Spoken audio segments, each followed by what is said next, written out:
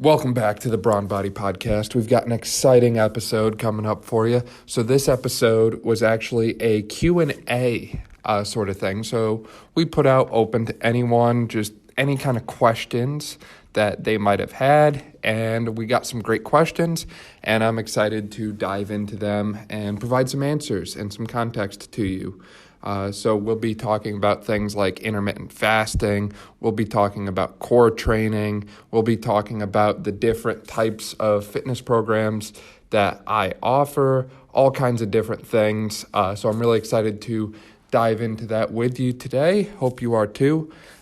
These episodes, as you know, there's no charge to listen to a podcast. It's kind of free, but the time and effort that I spend putting into these, so I usually spend, somewhere about an hour and a half recording, depending on the length of the episode. I spend time doing audio editing, and then I even spend more time doing research and gathering notes and that sort of thing to put the context of these episodes together for you. So this all takes probably 4 or 5 hours a week in total because I have to read a lot of articles, filter out the good, the bad, the ugly, that sort of thing. And this is all brought to you by the Brawn Body Training business. So as you know, we offer custom fitness programming. We offer pre-built programs, fitness consultations, mobility screenings, a lot of different services. So if you're interested in any of that, or you know someone who is, please feel free to send them over to our Instagram page or any other social media avenue. We are at Brawn Body, Brawn with a W on everything. So with that, let's dive into our first question. So our first question came from a Instagram direct message, and it was about intermittent fasting. Essentially, this person was asking, what exactly is intermittent fasting?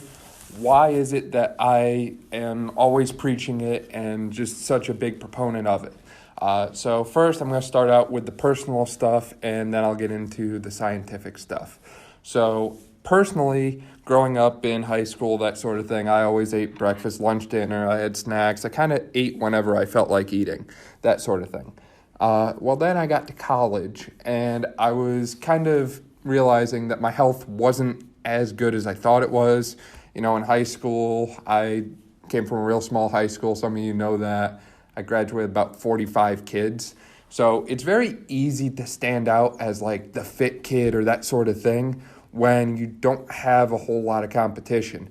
But then you get to college and, if health and fitness is your ordeal and that's kind of what you know yourself as, and that's kind of how I saw myself as a freshman here, I realized I had a lot to catch up on.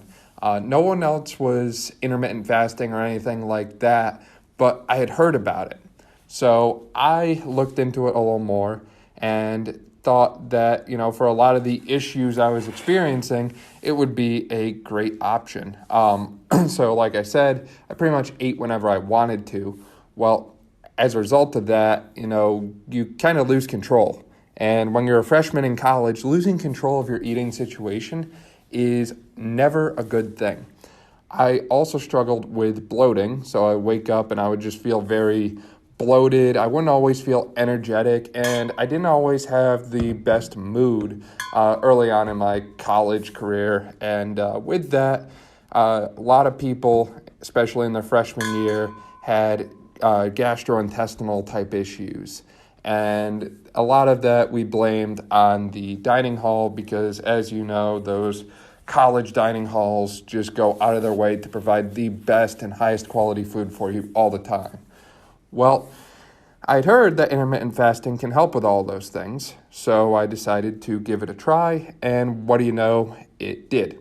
It helped me improve my energy levels, my mood, it reduced my cravings, and I have gone 24 hours plus without being hungry before, and I've been fine. Gastrointestinal-wise, I've been very, very healthy for a very long time. The only little thing that threw me off was when I had a inguinal hernia, but when you blow 3 holes through your inguinal ligament and your intestines are literally in your femur and your pelvis, I think that's a reasonable enough claim to why you have those kinds of issues.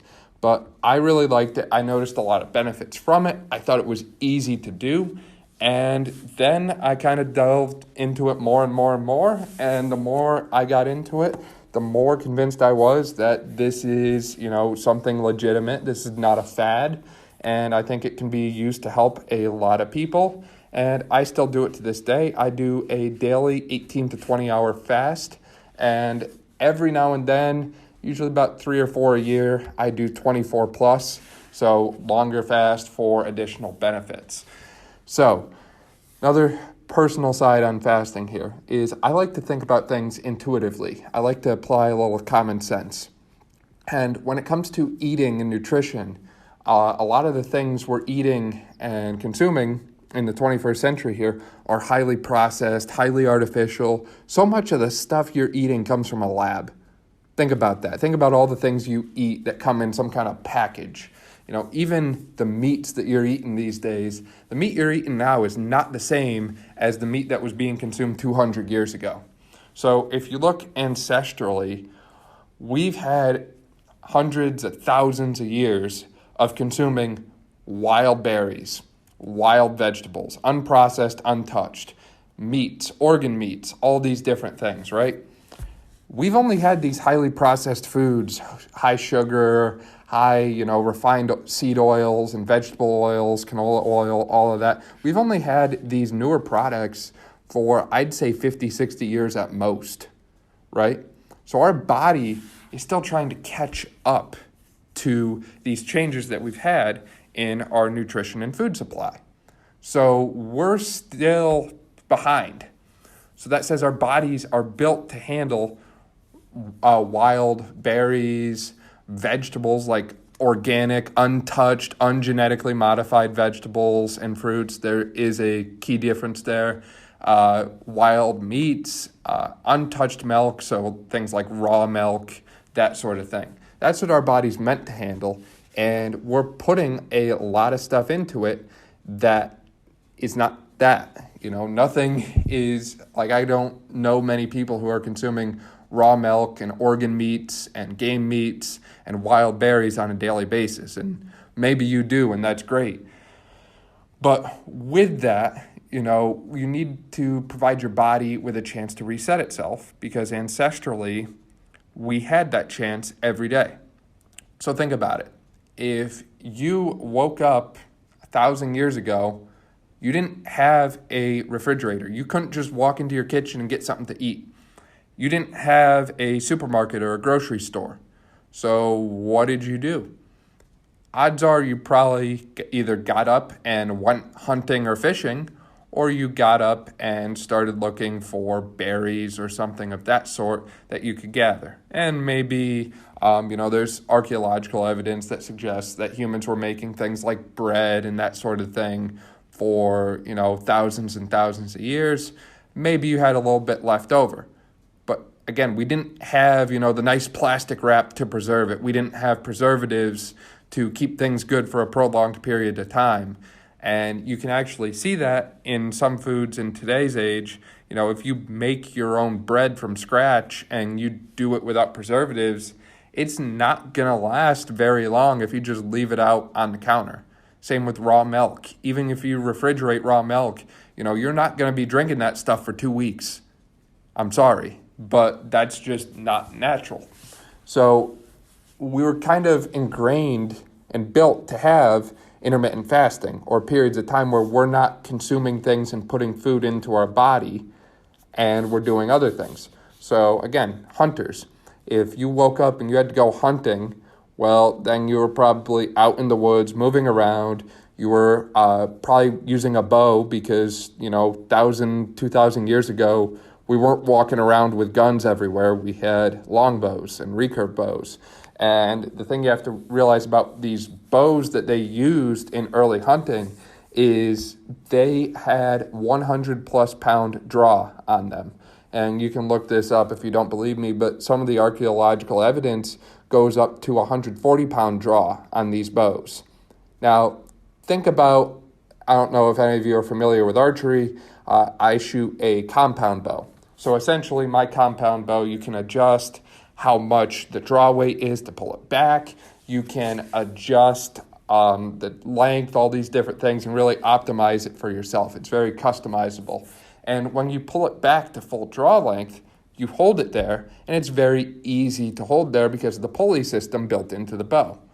Well, these bows did not have that. So not only were you pulling back 100 pounds of force, but you were holding it there for 5 to 10 seconds, holding it steady while you lined up your shot. And what if you missed? Well, then you probably had to do it all again. You probably had to go, move around more, find another animal, stop, be quiet, line up your shot, that sort of thing. So think about this from a exercise standpoint.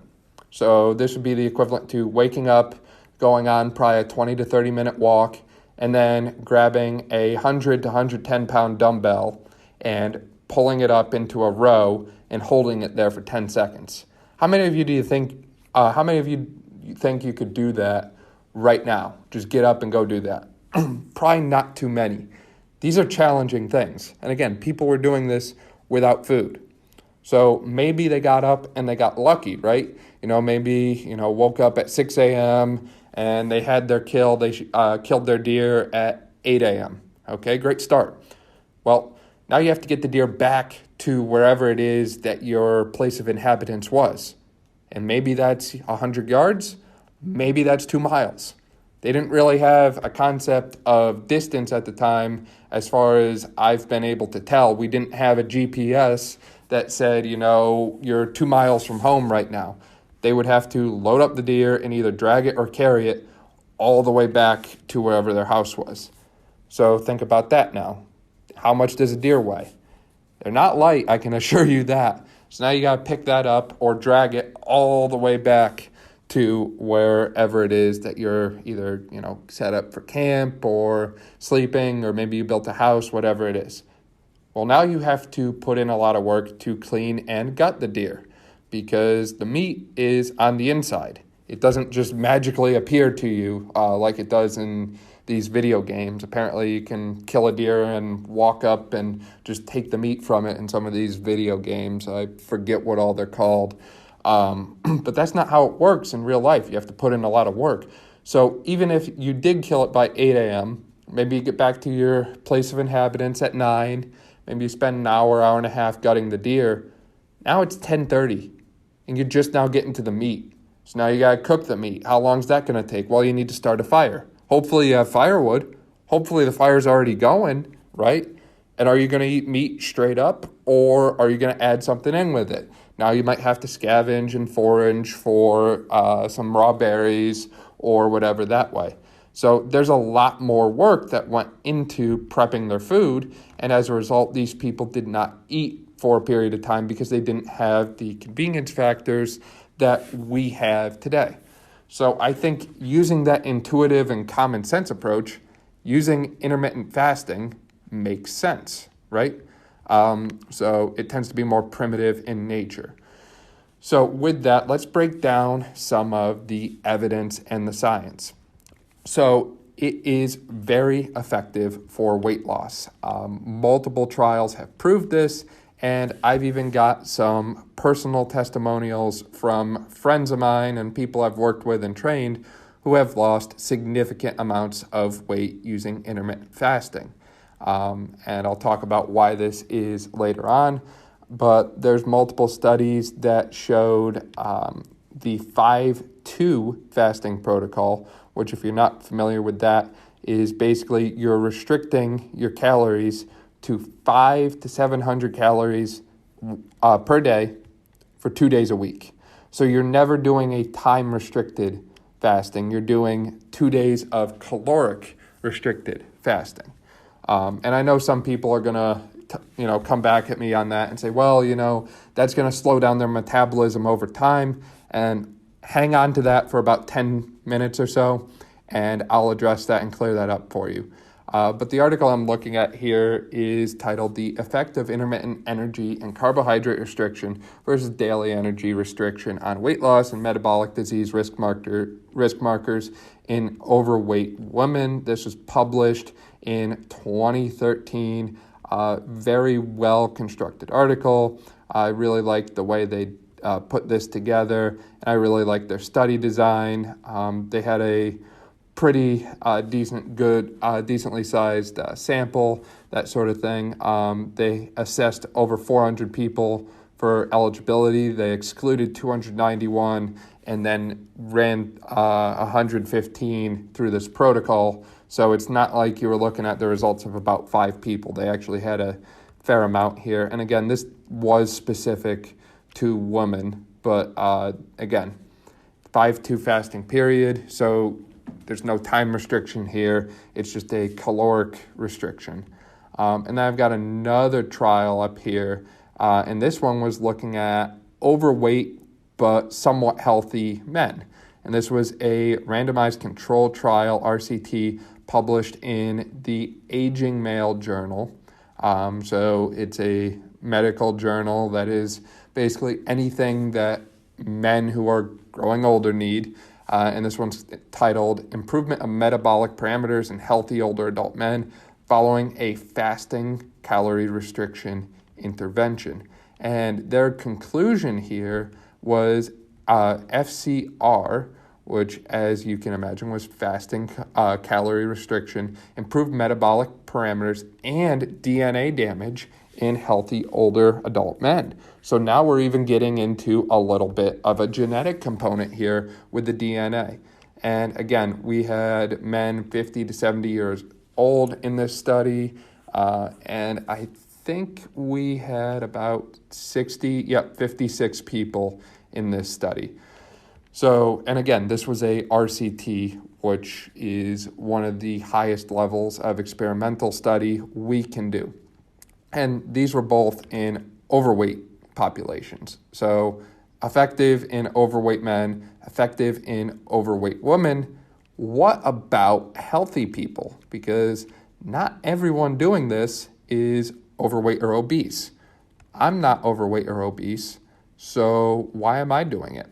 So there's another article I'm going to reference here, and this was published in 2016. I think it was Journal of Translational Medicine, I believe. It was titled Effects of 8 Weeks of Time-Restricted Feeding Using a 16-8 Approach, meaning 16 hours of fasting with a 8-hour feeding window on basal metabolism, so overall caloric expenditure during the day, maximal strength, body composition, inflammation, and cardiovascular risk factors in resistance-trained males. So people who were similar to me. And this was a clinical trial. So this is another very high-level body of evidence. And they looked at 34 men in total. They were consuming all of their normal meals and normal calorie amounts. The only thing they changed was they restricted them to an 8-hour window of eating. Well, eating in this 8-hour window, and this was in 8 weeks, it showed reduced fat mass amongst other things. So this suggests that an intermittent fasting program where you're literally not changing anything other than when you're eating, in conjunction with your normal resistance training, improves your health-related biomarkers, decreases fat mass, and allows you to maintain muscle mass all at the same time. So a lot of people are going to hear that and they're going to say, that's music to my ears. I can lose fat without have to worrying about muscle. And I will keep going on this here. So in addition to the fat loss, obviously you're going to see some good impact on things like cardiovascular disease, because as you know, being overweight or obese is a big problem for people who have cardiovascular disease. Being overweight or obese actually leads to cardiovascular disease. Atherosclerosis, you might have heard of that term before. Essentially, it means that fat and other nasty things are getting deposited on your blood vessels, on their linings. So plaque and fat and all this stuff kind of clogs your arteries, and it makes your heart have to work a lot harder to pump blood to the rest of your body, and that creates different types of cardiovascular disease. Not very good, right? Well, There's been over 6 clinical trials that I've seen here. There's probably much more than that. In total, we've looked at over 300 people, and basically in all of these, we've seen intermittent fasting result in lower blood pressure, lower resting heart rate, lower blood fat levels. So it's controlling things like your cholesterol and that sort of thing. And if you want links to any of these studies, please feel free to reach out to me and I'll be happy to provide them to you. And there was another study done, and this is one that I'm a huge fan of, and this is going to kind of segment us here to the more physiological talk, is this study actually looked at a specific type of compound called TMAO, and this kind of ties in with your gut microbiome. So TMAO stands for trimethylamine nitric oxide, and this is produced by the bacteria that live in your gut from a variety of different food sources, such as choline, which is very prevalent in things like eggs, and carnitine. So with carnitine, you're looking at fish, meat, and dairy. So eggs, fish, meat, and dairy here, those all sound like foods that have been around for thousands and thousands of years. So high levels of this are associated with bad things like heart disease and diabetes. So this is where the whole meat is bad for you thing actually comes from, right here. They say, well, because of this, because of that, that sort of thing, it's gotta be the TMAO, and meat has to be bad, right? Well, fasting actually reduced the production of TMAO. So essentially what we're looking at in this study, it was a pilot study of intermittent fasting effects on metabolomic and TMAO changes during a 24-hour water-only fasting in what they called the Feel-Good trial. And essentially what this is saying is, most of us don't think meat is bad for you in the health and fitness and medical community. I'm sure many of you have seen guys like Paul Saladino, who's Carnivore MD, Mike Mutzell, Ben Greenfield, all these different people, even Sami Inkinen, who are consuming copious amounts of meat, and they are showing no signs of any of the downsides here. So again, it's shown that you can offset those high TMAO levels with fasting. Other thing I'll say too is with these different studies on TMAO, you have to factor in the population that they're studying. So if you're eating high levels of meat and you're someone who sits on the couch all the time and doesn't exercise or anything of that sort, I can understand how that would cause all these different problems that you're seeing, like the heart disease and the damage to your blood vessels.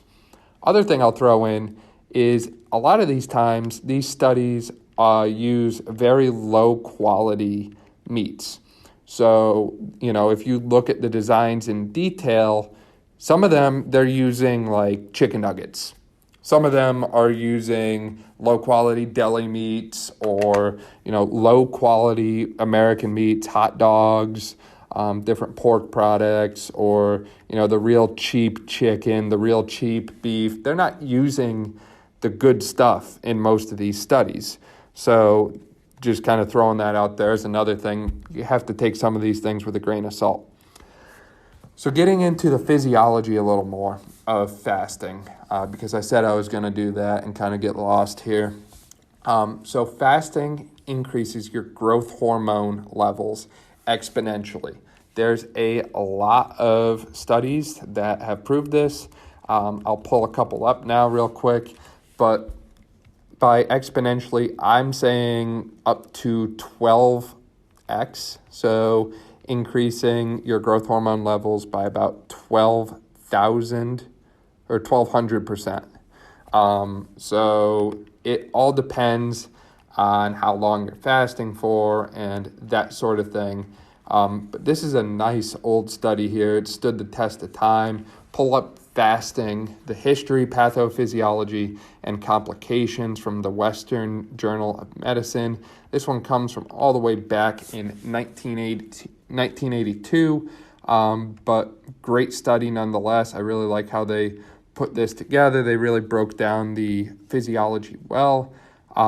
They talked about they talked about everything here. So on the weight loss side of things, during the first week, the average person was losing almost a kilogram of body weight per day. And by the third week, they were losing about 0.3 kilograms per day. But again, that's a lot of weight loss in a very short amount of time. And they talk about other things too. But again, the biggest thing that I want you to take away from that is growth hormone levels increase exponentially. So with that, what the heck does growth hormone do? So basically, growth hormone does a lot of different things in your body. One of the most important ones that I think is the mobilization of fats and fatty acids.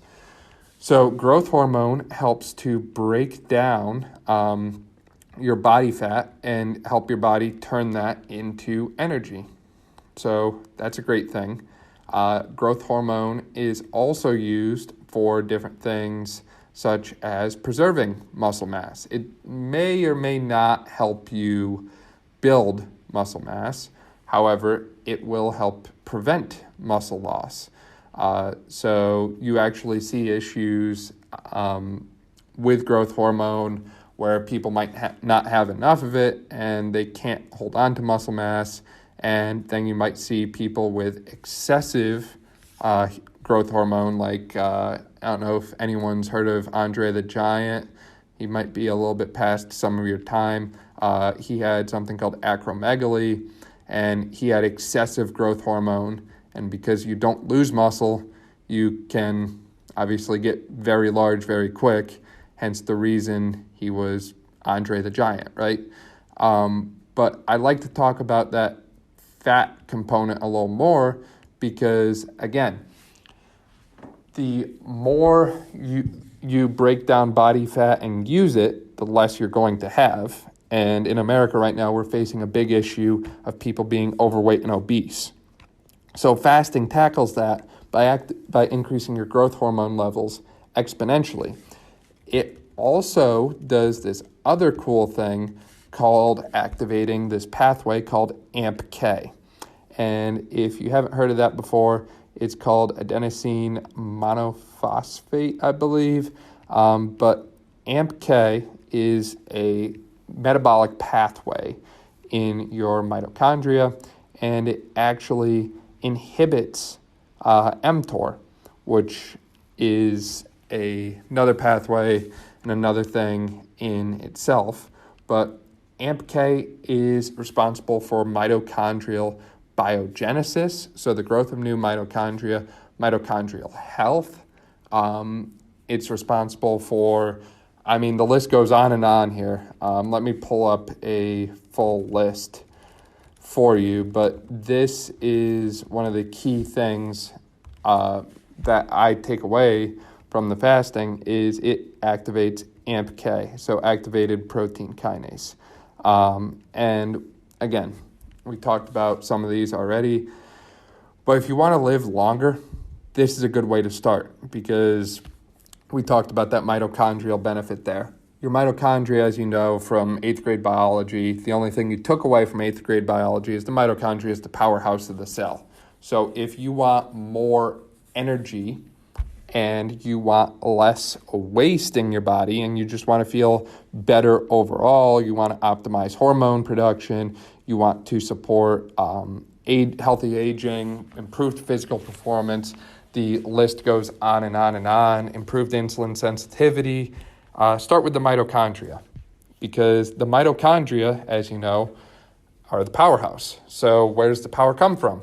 Well, we just learned growth hormone supplies fats. So we're going to power our body on fat. So we're breaking down body fat and using it for energy. Sounds great. Well, the less fat you have in your body, the lower your inflammation is going to be. Because as you know, inflammation levels are higher in people who are overweight and obese due to high fat content. So now we're seeing a little bit of a chain here. Well, lower inflammation means improved metabolic pathways and overall sensitivity because your body's functioning better. Less joint inflammation, less gut inflammation. So you're going to move better. You're going to digest better. Oh, wait, the train keeps rolling. Well, if you're moving better and your body doesn't have to work so hard to break down all that crap you've been eating, it's going to improve your physical performance, right?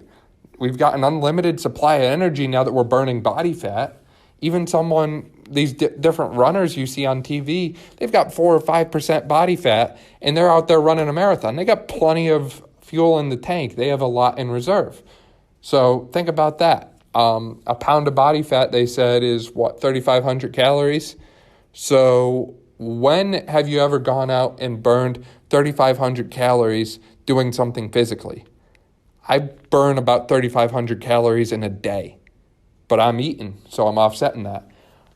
So we said improve physical performance. Now, what's that going to do? Help with hormone production, because as you know, being physically active helps your body produce and optimize your hormones. Things like lifting weights will produce more testosterone and growth hormone in both men and women, for that matter. And the last piece, I kind of skipped over this one, was the insulin sensitivity. Well, if we're burning body fat and we've lowered our inflammation, then when we do eat something that contains carbohydrates, our body's going to be ready for it because it needs to refill this thing called our muscle and liver glycogen stores. So because we're constantly burning fat, using that as fuel to the fire here, when we do consume something that has carbohydrates in it, our body is just going to soak it right up right away, and it's not going to put us in a state of energy imbalance because our body actually needs it. A lot of people, they might be on their 5th or 6th brownie for the day, and, there's nothing wrong with that on occasion. Don't get me wrong, I love brownies.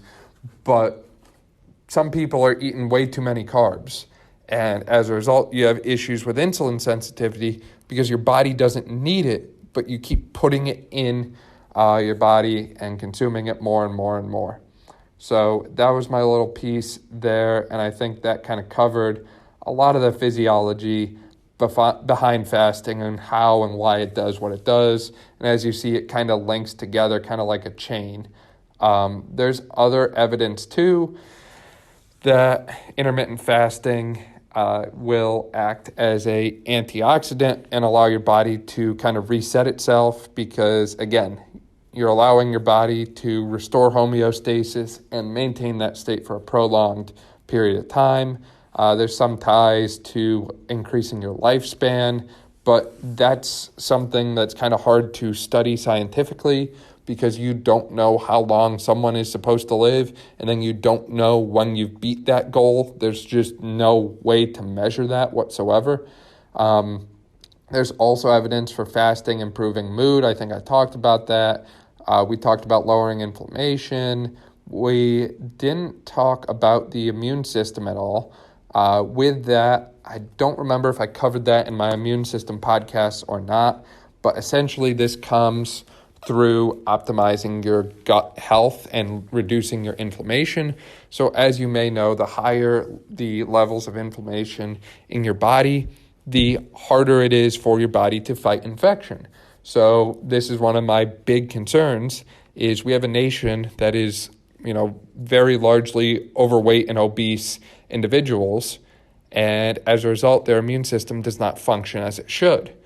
So you have immune malfunction, and now we're about to administer a vaccine that requires you to have a good enough immune system to mount a effective response to it. Well, what happens if people can't do that? The pandemic won't go away. So with that, we need a way to optimize our immune system and our immune system functioning. And I think fasting actually presents a great argument for that by lowering inflammation and improving gut health. And again, kind of giving your body that chance to reset itself.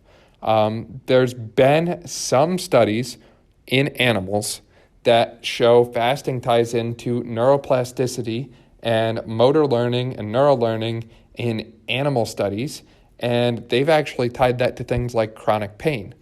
Now, this is kind of a stretch from where I'm sitting right now because these are animal studies, and we know not all animal studies carry over to humans. Kind of depends on, what you're looking at. Neuroplasticity is one that I don't think will carry over well, and I could be wrong about this. I've been wrong about these things before, but the human brain is the most complex organ that we have, actually maybe second to the gut, but either way, we don't really understand it. We do understand animal brains to a certain extent, so I'm not sure if that one's going to carry over. Improving sleep quality and exercise performance are other things that people talk about with fasting. I don't know about improving sleep quality. I haven't seen a whole lot of evidence on that. I think when they talk about that, they talk about, what is it there? I think it's Ramadan fasting or something like that, or a circadian rhythm fast. That one, I don't have a whole lot for you on. Now, on the topic of exercise performance, I think intermittent fasting could really help you with exercise performance, depending on what you do. So for me, I always lift when I'm in a fasted state. So I am never, well fed or well nourished right before I go into the gym. I'm going in, 5, maybe 6 in the morning if I'm late, and I hadn't eaten anything in about 12 hours at that point. So I'm in a fasted state when I go in to work out, and I always do fine. But again, I don't know if I would do better if I ate something before because I haven't tried it. The studies seem to show that intermittent fasting has positive effects on people who are in the endurance population, and that goes back to that AMPK PGC1 alpha pathway. So AMPK actually activates this other thing called PGC1 alpha. This is also known as peroxisome proliferator activated receptor gene coactivator 1 alpha. So PGC1 alpha. And essentially, this is AMPK on steroids, for lack of a better term. It does all the different things in energy metabolism, mitochondrial health, biogenesis, all that sort of stuff. Again, just on another level. So it makes sense to me that if you're an endurance athlete and you're doing something that lowers your inflammation, increases your mitochondrial stores, and improves your body to use fat as fuel, which is what you need for longer duration events like a half marathon or a marathon, the mechanism checks out soundly. It makes sense. Now, with that, if you're someone who's kind of a strong man or power lifter or I'll say even like a CrossFit athlete, if any of you still do CrossFit, anything that involves high strength, high power, that sort of thing, football linemen, that sort of thing, I would not think intermittent fasting would be a huge improver for you because you are depleting your muscle glycogen stores. Muscle glycogen stores are your most explosive and immediate form of energy next to the ATP-PC system, which, as you know, depletes very quickly.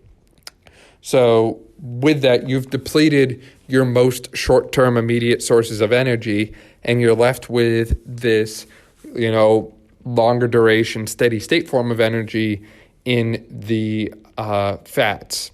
And you're not going to lose muscle mass thanks to the growth hormone, but again, you're not going to have as much energy and power in the moment when you're trying to perform.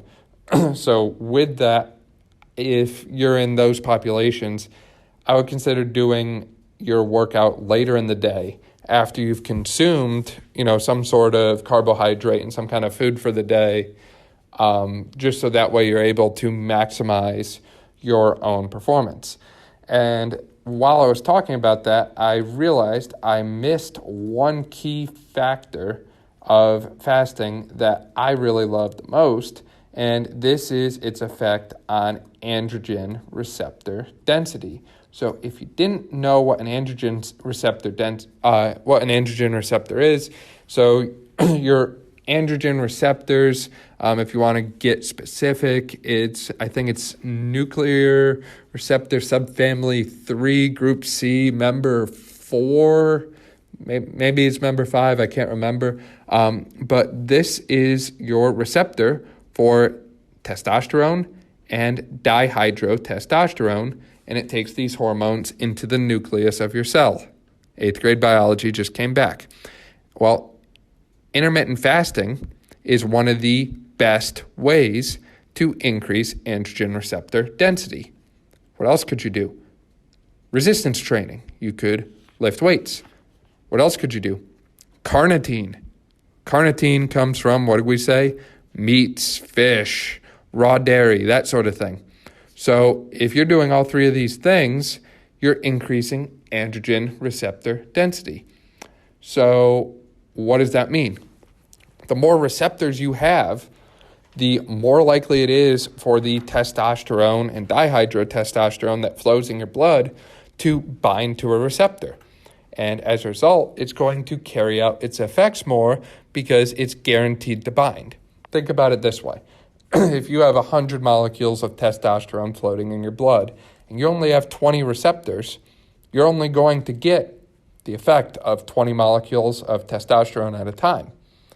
Now, what if you had 100 molecules of testosterone and 200 receptors? Well, now you're going to get the effect of 100 molecules of testosterone at a time. It doesn't matter that it's 50% of your receptors that are bound versus 100%. The total number is what matters. So in that case, it's a great thing for testosterone as well.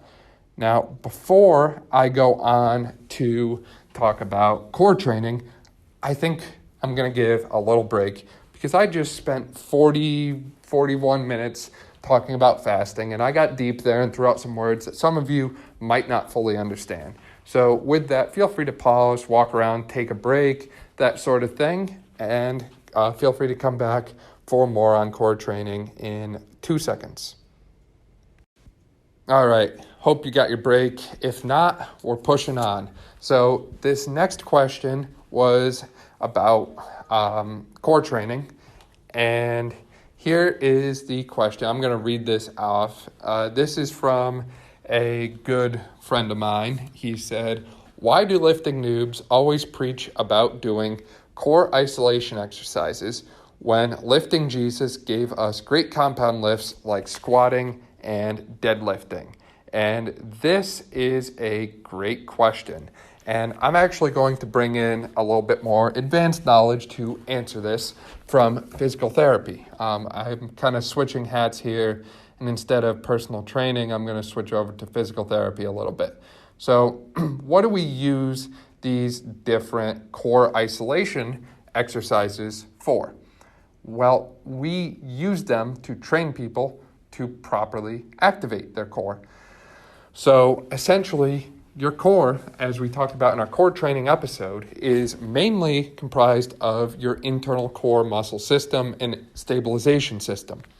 This consists of the diaphragm on top, which, as you saw in my post on December 1st with the plank, the diaphragm is actually a key muscle in your core. This is the roof of your abdomen. This is the top. It's also composed of your lumbar multifidi posteriorly. So these are deep muscles, smaller muscles that stabilize your lumbar spine. It's composed of your transversus abdominis anteriorly. So I compare this to the internal corset muscle. This is the muscle that you activate when you do a stomach vacuum exercise. And then at the bottom, your pelvic floor. And obviously we could get a whole episode on the pelvic floor and how important it is. But essentially, most people struggle with weakness of their pelvic floor. Some people have overactive pelvic floors. That's a story in itself. But most people, it's weak and unactivated. But these four components form the walls of your abdomen or your core. And proper activation of all four is essential for increasing your intra-abdominal pressure, which is something we talk about a lot with lifting. So if you struggle to activate these muscles, you might compensate for it by adding a lifting belt to externally increase your intra-abdominal pressure and keep everything steady and stable and aligned where it should. Increasing your intra-abdominal pressure helps you lift more. It helps you lift safely.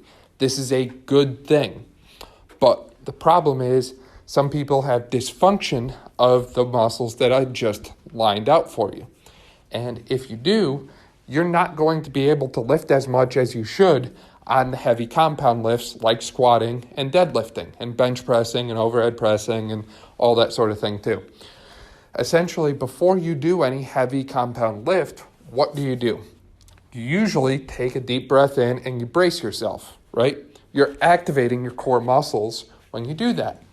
Well, if they're not strong, your ability to generate force when you do that, when you brace and breathe in and all that, is diminished. It's not as good as it should be. So as a result, you should train those muscles specifically to make up for it. Now, notice I talked about the abs, and I said things like the transversus abdominis. I said things like the pelvic floor, the diaphragm, and I never once said obliques. I never once said rectus abdominis. Well, here's the thing, and this is going to hurt some of you. The rectus abdominis doesn't really play a very big role in stabilizing your lumbar spine. Your rectus abdominis attaches to your pubic symphysis, so just above your parts down there, just above that to your sternum. And that is the six-pack kind of muscle. So aesthetically, obviously it looks pretty good if it's well developed and brought out. But functionally, it really doesn't do a whole lot for us. It helps us flex and bend our trunk, but we have a lot of other muscles that do that too. And it also helps us to posteriorly tilt our pelvis. But again, we have a lot of other muscles that do that too. So with that, it's not a major player in what we're talking about here for strength. So doing things to build the six-pack or the eight-pack or whatever it is that you're talking about here, that's not going to have a huge functional carryover to your ability to lift weights. Now, if your goal is bodybuilding and aesthetics, then yeah, you're probably going to spend a lot of time on it because you need this muscle to go up on stage. And, you know, if you ever see a bodybuilder go up on stage and they don't have well-defined abs, they typically don't fare well in the judging and the contest overall. You know, when's the last time you've seen a, heavy bloated bodybuilder go up on stage with no abdominal definition whatsoever and win? You just don't hear of that, right? So that's my take on that. It's important for aesthetics. It's not important, as you might think, for function. But what is important is all those deeper muscles that I just mentioned. And you activate them doing different exercises that we talked about more in our core training episode. Highly recommend going back and listening to that if you get the chance. But you're looking at things like a bird dog. You're looking at things like breathing exercises for your diaphragm and progressing those breathing exercises into a plank or a hollow body hold or different anti-movements. So the function of your core is to brace and prevent movement. So you typically have movement occurring in rotation or extension. So you can train your core to resist rotation and resist extension. So we talked about the plank, the hollow hold. You could also throw something in like a Pallof press or a anti-rotation chop lift sort of thing. There's a lot of different things you could do with that. So you can train your core to resist movement. Great. Now, here's the other piece. From an athletic and functional standpoint, your core does more than just resist movement. Your core also produces movement from an athletic standpoint. So if you've ever played any kind of sport, your obliques are probably involved in twisting and turning your body side to side. And it's important to make sure you're training that appropriately. My favorite exercise to do that is actually a heavy loaded landmine Russian twist. Now, I know some of you are already saying, okay, but wait, I just learned that the core is primarily slow twitch muscle fibers. And it is. The core is meant for endurance. It's meant for a long race here. But when, from a functional standpoint here, when do you ever call upon your core to, athletically do something over and over and over again? Now, sure, you have the span of a 90-minute game, but say you're a lacrosse player, you're not shooting every minute for that 90-minute game at full force. You're probably getting, 5 or 6 shots a game at best at full force? So I'm going to train the core heavily to match that need. Now, how about in the gym? If I'm training for a squat or a deadlift or that sort of thing, I'm also going to train the core heavy because I don't need endurance if I'm trying to squat 500 pounds. I don't care if I can hold, active plank with good diaphragmatic breathing and all that for 2 minutes if I need force for 10 seconds so I can lift 500 pounds on a squat. You need to make sure how you're training your core matches the demands that you're going to put on it, regardless of the type of muscle fiber that the core is. And with that, I'd like to argue that most people could benefit from heavy loaded core training in the lower rep ranges. And it doesn't matter if you're training for aesthetics here or just overall daily function, the core needs to be strong. And as you know from the overload principle, doing things for 25, 30 reps, prolonged periods of time, that's not going to adequately stress the muscles enough to cause adaptation. So you're not increasing strength. So what are you doing? You're probably going to increase swelling and bloat. So think about when you do high rep training in your workout.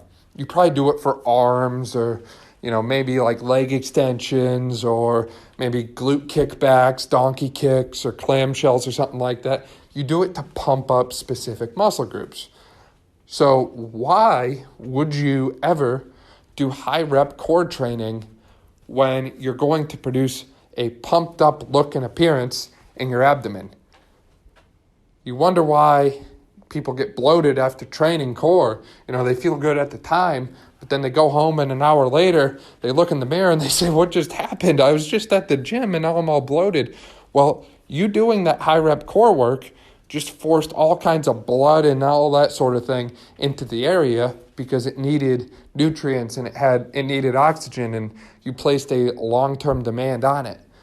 Well, with that, your body is going to adjust appropriately, and it's going to go with the pump, and then it's going to go with a adaptation, which the adaptation to endurance, as you may know, is to kind of swell up and hold on. So as opposed to training in the lower rep ranges with heavier weights, so I'm talking like 6 to 8 reps, I've even seen 3 to 5 here before, that sort of thing. The adaptation there is to produce dense and solid muscles. So you see this with people who train very hard and very heavy. You'll also see this in different athletic populations too. Basically, if you're training in those lower rep ranges over and over and over again, you don't get that pumped up kind of look. You don't get that cell swelling kind of look. You just produce hard, dense, solid muscles that are pretty much always the way that they are, for lack of a better term. This is actually one of the key concepts from Dan John and Pavel's book, Easy Strength, is if you're training for strength, you should be lifting hard and heavy and actually training and lifting heavy things and heavy weights. It doesn't matter what you're talking about. This applies to the core too. So getting back to that initial question, I probably went off on a little bit of a tangent there, but specific isolation type exercises for the core have their place. So I might start an exercise or start a workout with something like the bird dog. I might start my workout with something like a plank to make sure my core is active and firing properly. But I'm not going to stop my core training there, because my core training isn't complete if I'm not moving through functional patterns like squatting and hinging without their activation. Because in life, you never know what's going to happen. Like at this point, it's December 2nd when this show airs, and there's a lot of people who still don't, they're not convinced on who the next president is going to be. And I'm not going to get political and all that right now, but, that's a whole mess in itself. So you never know what's going to happen. And, one day you might have to squat something, you might have to deadlift something, that sort of thing. If not in the gym, in life, maybe you have to move something from your house or through your house, or, something with your car, whatever it might be. But these are functional and fundamental skills that everyone should be able to do. And if you can't properly squat, or you can't properly hinge your hips while keeping your core safe, and, obviously with safe core, you're decreasing your risk of inguinal hernias, you're decreasing your risk of low back issues and disc herniations, all these different things. You have to be able to do that safely. You have to. And if not, anytime you have to do any of these movement patterns with a load or any kind of resistance or that sort of thing, you're going to really run your injury risk through the roof. Same applies for athletes for that matter. Think about trying to be a lineman who's going to spend an entire game pushing people off of them, pushing people away, pushing people this way, that way. Think about doing that for an entire football game, but having a weak core, and all of that force gets directed right into your discs in your lower back instead of your core muscles that do that for a living, do that for a job. Think about that. So, long answer, and again, I probably went on a little bit too much of a tangent there, is yes, you need to do these specific core isolation exercises, for lack of a better term, but you also need to be doing these specific high-load compound exercises that activate your core. And if you're not doing them, you're not going to get total development of your core. You can't spend your entire life and your entire training career in health and fitness doing these isolation exercises if you want results. I don't care what it is you're going for. If you want better biceps, well, I can tell you right now, I can move a lot more weight with my biceps doing weighted chin-ups than I can with a dumbbell curl.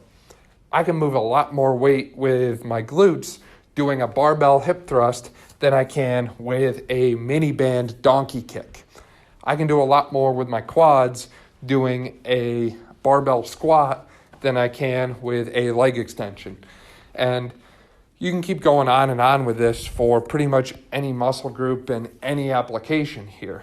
But essentially, your main point is do the compounds, but make sure you're doing them right. Start with those isolation things. Make sure things are working in specific regions. So make sure your core is firing properly. Make sure your mobility is good and your hips are moving as they should. Make sure your knees are loose and moving as they should. That sort of thing. Make sure everything's working kind of part by part, and then go in for the big thing. So kind of like from a more mechanical standpoint here, more of a different application, if you're, say you're going for the car, right?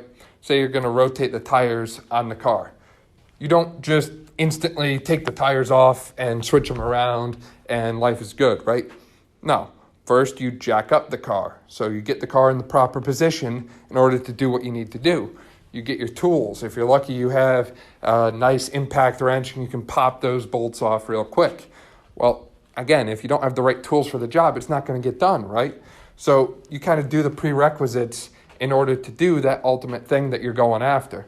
So in health and fitness, In this case, that ultimate thing you're going after is the squat or the deadlift. Make sure you do the proper progressions to get to that point. Because if you can't activate your core whatsoever, then you probably shouldn't be loading up a bar with 495 and trying to squat it for reps. So that's going to do it for today's episode. And again, this episode is brought to you by our training programs and our business as a whole. So if you or someone you know could benefit from one of our pre-built programs, whether it be the Brawn Booty program, the Brawn Booty home exercise program, or the bundle, which contains both, these are both programs like no other. I know a lot of people offer pre-built programs, but very few people offer, in our Brawn Booty program, we have 34 weeks of programming. This is 9 months of programming already done for you. Not only that, but we built in a progression based on your goals. So maybe you want to build strength and size. Maybe you want to build aesthetics and help firm and tone up your butt. Well, if you want to do that, we've got both built in for you. We have exercise swaps built in for you. So maybe your gym doesn't have a hex bar. Well, no worries, you can use something else. Maybe your gym doesn't have kettlebells. No worries, we've got swaps built in for you. No other program does these things like we've done it. We've eliminated the guesswork. We've accounted for all aspects of things. Highly recommend looking into that, checking it out. We also do, as you know, consultations. So if you have questions, if you're struggling with things, come to us and we will clear it up for you. So we are kind of like your new version of Google. You come to us, we provide you all the answers, eliminate all the guesswork for you. We do mobility screenings and other types of screenings and consultations. We do custom workout programming where I will literally spend hours and hours of my time putting together a evidence-based fitness program for you. And what I mean by that is I will literally look up research articles that look at the best exercises and best approaches to training for your specific gender, age, training goal, all these different things. And if you don't believe me on that, please go back to the glute training podcast because that was a big basis for me in building the Brawn Booty program. Basically, I looked at a really great article that actually used EMG studies of the glutes during different exercises, and it showed which exercises activate the glutes the best and which ones activate them the least. So obviously from that, you can build a more effective training program that better optimizes your time. And as you may know, I've used those exact same workouts in there in my own training, and I've increased my hip thrust over 200 pounds now in a matter of about 3 months. That's pretty significant. And obviously stronger glutes are tied to pretty much everything beneficial you can think of. So lower injury risk, improved athletic performance, the list goes on and on and on. So highly recommend you check those out. We appreciate you listening. We appreciate your support and love. Make sure you like and subscribe and share with a friend. Thank you as always for listening. We'll see you next Monday for another Motivational Monday. Have a good one. Take care.